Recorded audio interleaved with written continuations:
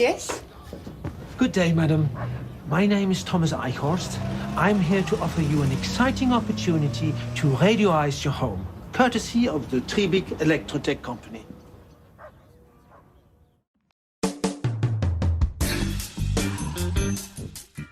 I'm not only an actor, I was also a musician. I was on the edge of becoming a dancer. I speak 5 languages.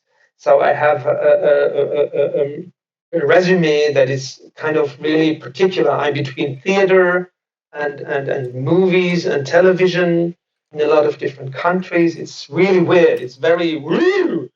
This guy is gone wild. How has he done it? We want to know how he has done it, you know. And then it's also because some of my performances in theater or in like, you know, I don't know if you have seen Inglourious Bastards. Yeah, there is one scene that was a real nice piece of work.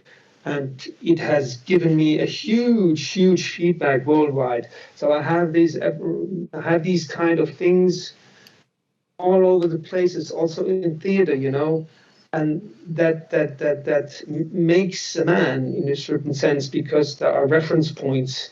This guy has not finished to surprise us, because he surprises us every 5 years, not just because he's good, but because something happens that even I do not understand. I need to know about Germans hiding in trees, and you need to tell me, and you need to tell me right now.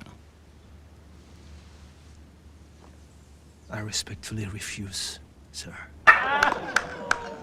The horrible thing in acting is that you always produce, either you produce your idea of how the scene should be.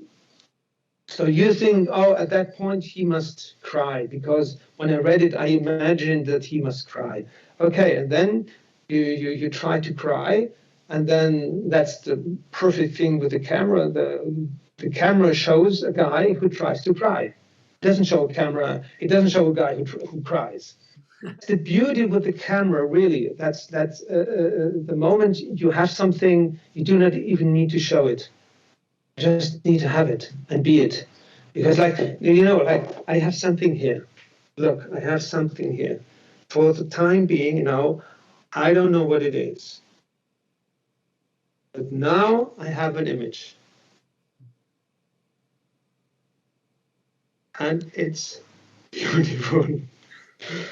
And it's great. And I do not and I do not even show it to you.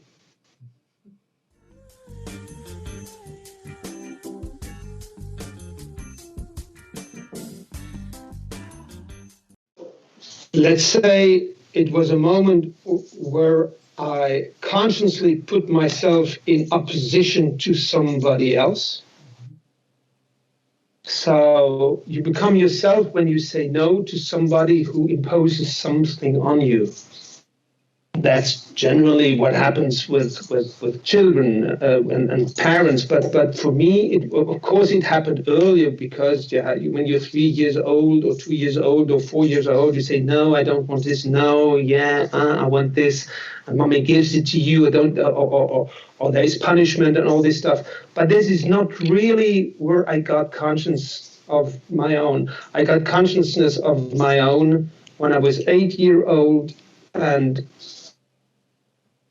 my father promised to us, we're 5 kids, promised to us that everybody would get an instrument of his choice for his 8th birthday, and then we would also pay the fee for the music school. So I was fond of a violin. And for some reason I do not understand, I mean, we had a very conflictual, I don't go into that, the father left early, but anyhow, so when I was 8, he didn't give me a violin. He gave me a mandolin. And it was very weird, because it was at the same time a present and a punishment. But most of all, it was a punishment. I didn't know why I got it, because I hadn't done anything wrong. The thing is that I didn't get my violin, and I couldn't understand why I couldn't get my violin. And I was 8 years old, and I looked at him, and behind him was a window, And in that window was the moon, because it was evening. I guess it was evening. But I picture it was the moon. I could have been the sun. I don't know. So, and in that moment, and he said to me, "You won't have a violin. You won't play violin." And I know the exact moment when in myself a voice said, "Yes, Richard, you will play violin." But I said it to myself. I didn't say it to my father. I said it to myself. And I was surprised to hear that voice. And of course, when he left, the first thing I did was to buy a violin for my own money, and then I became a violinist, and I did my diploma as a violinist. And then it turns out that I didn't become a musician. I wasn't a very good musician, but the fact that you could get what you want, even if other much more powerful people say to you no, that is the thing that constituted me as a person. Then mentors, I got mentors when I actually knew really what I wanted to do. What's interesting is that the real masters or the real people who can guide you are those who have the love for transmission. They want to teach. They want to give what they have in order for youngers to take it in and to get the benefit of it too. You know, my real first professional master teacher was Francesca Di Sapio. She was an American-Italian actress, and she worked at the Method Actor Studio with Lee Strasberg. You see her in The Godfather. She did a lot of movies with Coppola, Francis Ford Coppola. She established an actor studio in Rome, where I was living at the time. I was close to 30, and I knew that acting was my thing. I was an actor already since 10 years, but I was looking for more. I was looking to connect the honesty of my private feelings with the artistic expression. And in theater, I wouldn't get that enough, because it's very exuberant what you do in theater, you know. It's very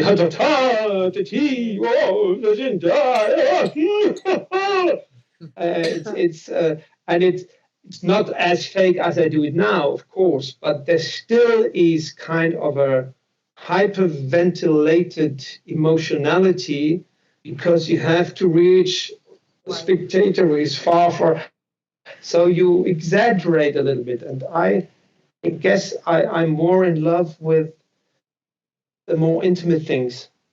And that was actually the thing that drew me to the work in front of a camera. And then I discovered method acting. And then because I was said I'm full of shit, and then I was convinced I'm full of shit, because all what I have gone through in my before was shit. Very poor background, very violent family, no perspective whatsoever.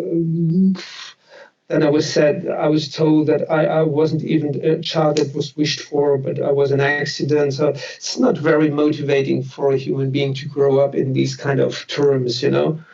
And then you find with method acting, you find actually that whatever you had gone through emotionally, it's a gold mine. So I started to give workshops quite early, when I was 30, 35, but I stopped because my actor's career took over and exploded. And it's also that I thought I'm a little bit too young to teach. It was like I hardly understood the thing, and I'm already pretending to be a master of it, and now I'm teaching it to the others like I know and you don't. It's kind of a thing. I felt kind of bad in it, you know. I'm not at ease at all with the abuse the teacher's position is able to implement in the teacher's-student's relationship, you know. So I stopped, and now lately, let's say in the last 10, 15 years, I did a thing where I connect the dots, I would say, becomes a more and more holistic approach of how to be, what to do, what to express, how to express is what to take care of, and is actually very connected to me as a private human being. Teaching now is more, I think it's an age thing, you know. I seem to have now the language to explain very complex things in a very easy way, and specifically in a way that people get it immediately. And it's also a capacity to make people understand that it's actually way easier than people make it. When you're young, you make things complicated. I react emotionally with my girlfriend when we have a love affair. That's beautifully to act emotionally, but as the moment negative vibes come up, don't react emotionally, because you're just bringing yourself down to the same level of the other. Yeah. And that's the good thing in teaching too. You keep things calm, less is more. No. What are you feeling really? Well, don't show me what you think I need, I want to see. Let things be. Just be. Directors, painters, musicians, writers come into my dancers, come into my workshops, because it's a holistic approach of how to optimize your mindset, your body set, your mindset, your heart set. And it comes from a very simple statement. I got it from a friend, and she was asked, what do you need to do in order to, how do you prep for your characters? And then she said, you know, I need to be happy in order to work well. So what I do is I do everything I need to do in order to arrive happy on set. And then everybody happens by itself. You know, there is a saying which is really true. You do not get what you wish for. What you get is what you are. You can wish to become a wonderful human being as long as you want. But if you pass your days in a boring way, and you sit around and don't have the guts to go for a run or go for a swim or do a yoga session or call a friend, you have to do something for what you want to get. Then the universe hears you. It's a little bit what I do, for example, concentrate on the last 24 hours you have spent. The last 24 hours. All what you have done in there, that is what you are. And if in those 24 hours there is nothing you have done to become an actress, and you say all the time that you want to be an actress, then it's bullshit. Your words are bullshit. I did the reading of my script. I did a very nice yoga session. I did pranayama. I read a wonderful spiritual book, The Monk Who Sold His Ferrari, by Robin Sharma, one of those spiritual teachers I really like. I wrote. Every day I write diary. I did my cold shower. I have a routine in the morning, you know, that sets me for the morning. So I wake up very early. I do my bed, I make a cold shower, I drink my hot water, I do my yoga, I do my writing, I drink my coffee. I do intermittent fasting. I'm still fasting now, so I haven't eaten, and I won't eat until 2 o'clock or 3 o'clock in the afternoon. And I started a little bit of the bullshit work. I already repaired 2 radiators. I voided all the radiators of the house. I did this morning, I did paperwork for this administration thing, a thing I really hate, but I did 3 of them. Yes! And I started already to connect the new internet boxes, which are here and which I will continue to do when we are done. Students are basically like every student in a certain way is either exactly how I was at a certain moment in my life, or is like I've never seen anybody, neither myself, in a situation like this. You know, so I get to know the same situations I've already gone through. I see them in students, and they come for help or advice, and then I have others who have things I've never experienced. I've never had problems with a lot of pains in my belly, you know, like women can have when they have their menstruation, or because people eat not good, so there is always an interconnection with something to find out. So that's kind of, I'm very passionate about that.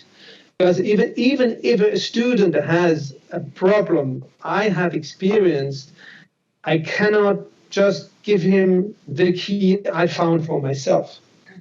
Because it worked for me. There is a probability that it works for him, but it's not 100%. Oh, I have found out, I can tell you. No, I have found out for me. Now let's see if with my experience and what you give me, we can find a way that we find out for you. So that's passionate. So there is actually, it's a back and forth thing all the time. Violinist, and the violin is a non-tempered instrument, and that's one of those things where you really, the violin tells you in what mood you are. If you are in a good mood, if you are relaxed, and on a level you do not even know. Because the violin, you really have to find the tone, you know, you look for it, and it's a very symbiotic thing with the instrument. And you have to exercise daily, for hours, in order to find the good tone. But then there are moments where you really feel great, and you're happy to find your violin, and you do it, and it's nice and great, and you knew it, and blah, blah, blah, blah. But there are other days you find you have the same feeling, and it doesn't work. Something, you are lower in quality than you thought you would be. And then there are days where you feel, and you go, and the violin says, no, it's great. Oh, wow. And it goes. And sometimes you feel bad, and the violin says, yeah, it's bad. So they're all different. They're all kinds of configurations. But the fact is that there is an instrument that is more sensitive than you are.